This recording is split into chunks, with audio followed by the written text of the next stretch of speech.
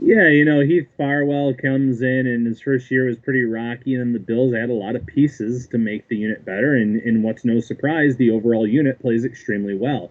They add Tyler Matakevich, they add Taiwan Jones, key pieces on special teams units, and they play better. Daryl Johnson progresses there. But in terms of the core, the punter, the kicker, Tyler Bass was pretty much lights out from week 8 on in the regular season, really settled in, really showed that he had that big leg, could make those 50 plus yard kicks consistently.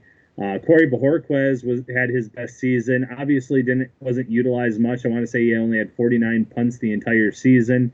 So it's a good problem to have if you're Buffalo. He's, I believe, a restricted free agent. I wouldn't be shocked if they let him hit free agency or they don't tender him so that way they can sign him at a lower rate than what he would be getting. But I think he's going to be back in the fold. I think Buffalo knows, though, that they have a pretty high octane offense. They can move the ball, they can move the chains on a consistent basis, or they feel they can. So at the end of the day, you don't want to pay a couple $1 million for a punter if you're not going to Yeah, utilize sure. them much.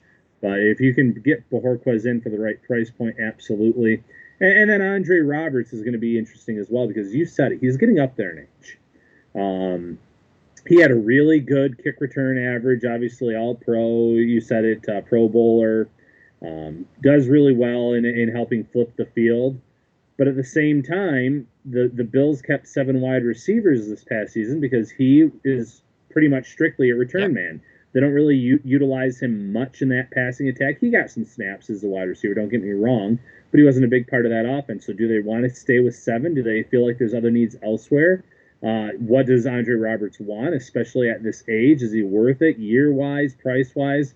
So he's another guy that I'm iffy on returning. If he doesn't, then maybe Isaiah McKenzie becomes more of a priority because he can handle the returns. Okay. Maybe you find someone in this draft class that you think has that potential.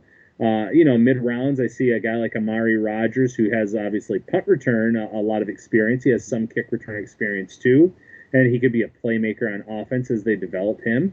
But he could handle that. So there's a lot up in the air in terms of the return man right now.